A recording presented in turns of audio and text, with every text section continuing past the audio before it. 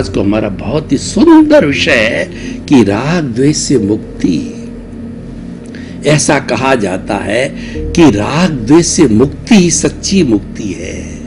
अगर हम मुक्त होना चाहते हैं, मुक्त होने का अर्थ क्या है कि बार बार जन्म लेना ये बंधन है, और बार बार जन्म लेने से आदमी को कितना दुख होता है। जन्म और मृत्यु, आदमी हाईएस्ट दुख की अनुभूति करता है। आप देखिए, माँ के पेट में जब बच्चा 9 महीने उल्टा लटकता है तो माता की खटी डकार, गंदा खून, चारों तरफ गर्मी, तो आदमी उसमें भ्रूण होता है, वह जो है एकदम निर्बल हो जाता है और दुखी हो जाता है। वो ईश्वर से प्रार्थना करता है कि ईश्वर मुझे जल्दी बाहर निकाल, और बाहर निकलने के बाद मैं आपको कभी नहीं भूलूंगा।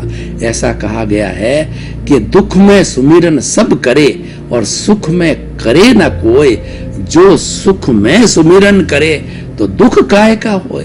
ये एक फंडामेंटल ट्रुथ है, ये शाश्वत सत्य है कि जो व्यक्ति सुख में ईश्वर को याद रखता है, यानी सुख के अंदर किसी का बुरा नहीं करता, सुख के समय राग द्वेष नहीं करता, सुख के समय समभाव रहता है, सुख के समय किसी को दोषित नहीं जानता, किसी के प्रति बुरा भाव नहीं लाता और किसी को दुख नहीं देता है, तो उसके कभी दुख आता ही नहीं है। क्योंकि सुख में व्यक्ति भूल जाता है। सुख के समय राग द्वेष सबसे ज्यादा पैदा होता है। कैसे? मैं उदाहरण देता हूं। एक व्यक्ति करोड़पति है, अरबपति है, तो वो समझता है कि दुनिया में मेरे समान कोई कुबेरपति नहीं, उसको अहंकार आ जाता है। ये अहंकार अकेला नहीं आता है, ये चंडाल चौकड़ी है। इनका आपस में पैक्ट है कि एक चारों में से, क्रोध, मान, माया, लोभ में से एक व्यक्ति चले जाओ तो हम डोर से चारों बंधे हुए हैं, बाकी के लोग बिना जो है वो जानकारी हुए हम बैक डोर एंट्री से उस डोर के सहारे जिससे हम जुड़े हुए हैं चारों, चंडाल चौकड़ी के रूप में तीनों ऑटोमेटिकली आ जाते हैं। कैसे? जो व्यक्ति अहंकारी होता है वो अवश्य ही क्रोधी होगा, वो अवश्य ही छल कपट करने से ही अहंकार जिंदा रहता है, और वो अवश्य ही लोभ होगा, क्योंकि लोभ ही अहंकार को जन्म देता है। तो इसीलिए आप कैसे भी देखिए, अगर आपने क्रोध किया तो मान, माया, लोभ आपके साथ रहेंगे। आपने माया की तो क्रोध, अहंकार, लोभ रहेगा, और आपने लोभ किया तो क्रोध, मान, माया जुड़े हुए हैं, ये अलग किए ही नहीं जा सकते।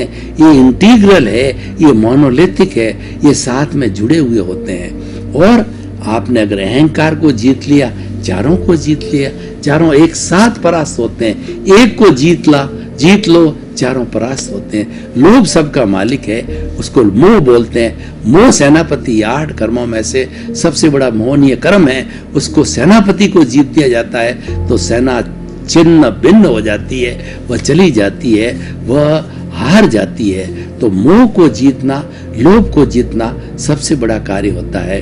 तो अहंकार मुक्ति से जो आपकी जो राग द्वेष से मुक्ति सच्ची मुक्ति है, मैं आपको बताना चाह रहा था कि आदमी अहंकारी किस तरीके से नए राग द्वेष को पैदा करता है। आप देखिए, अहंकार आया व्यक्ति को तो वो समझता है कि मेरे बराबर कोई नहीं है, तो छोटे वाले को इन्फीरियर समझेगा। ये तो कुछ नहीं, ये तो कुछ नहीं जानता, इसके पास कुछ नहीं है, उसके पास में विषमता का भाव करता है और वो अहंकार की भाव, उस पर क्रोध करता है। तो इस तरीके से नया राग द्वेष पैदा हो गया। तो राग द्वेष को पैदा करता है, ये सृष्टि का नियम है। और राग द्वेष को घटाते रहो, तो ये घटाने से जब घट जाता है तो जीरो हो जाता है। तो जीरो होने के बाद के अंदर ये आत्मा सिद्ध बुद्ध मुक्त बन जाती। शरीर और आत्मा जो अनादि अनंत काल से आपस में जुड़े हुए, कौन जोड़े हुए हैं? उस मूल गंगोत्री पर आइए, वो गंगोत्रीय राग द्वेष, ये राग द्वेष वेल्डिंग है, ये राग द्वेष अज्ञान है। इस अज्ञान को ज्ञान के द्वारा तोड़ा जाता है। ज्ञान इसकी प्रतिरोधात्मक शक्ति है। इस अज्ञान की प्रतिरोधात्मक शक्ति है, वो ज्ञान है। वह प्रतिरोधात्मक शक्ति क्या है अहंकार की, राग द्वेष की? वह समता भाव।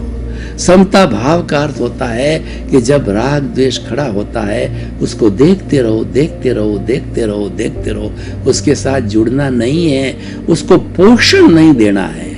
अगर कोई व्यक्ति जो है डाकू है, लुटेरा है, अपराधी है, उसको आप धन दोगे, दौलत दोगे, सपोर्ट दोगे, तो वो पोषित हो जाता है और वो बढ़ता जाता। आपने राग द्वेष को पोषण नहीं दिया तो राग द्वेष देखेगा कि मेरी कोई परवाह ही नहीं कर रहा है, मेरी उपेक्षा कर रहे हैं, तो धीरे धीरे धीरे धीरे वो फटकता जाए। और ये एक प्राकृतिक नियम है कि जब ज्ञाता दृष्टा भाव में रहते हो, समभाव में रहते हो, जब स्वभाव में रमण करते हो, तो अटैक किस पे होता है? अटैक होता है कार्बन शरीर के ऊपर। जो तपता कौन है? तपता राग द्वेष है। मैं आपको एक उदाहरण देना चाहता हूं। मेरे पास में दूध है, मैं उसको गर्म करके चीनी मिला के पीना चाहता हूं, तो दूध की थैली को सीधा ही अगर मैं जो है वो स्टोव पे रख दूंगा, तो थैली जल करके, दूध गिर करके और स्टोव को भी शांत कर देगी और दूध मेरे हाथ से चला जाएगा। तो मुझे एक टेक्निक अपनानी पड़ेगी।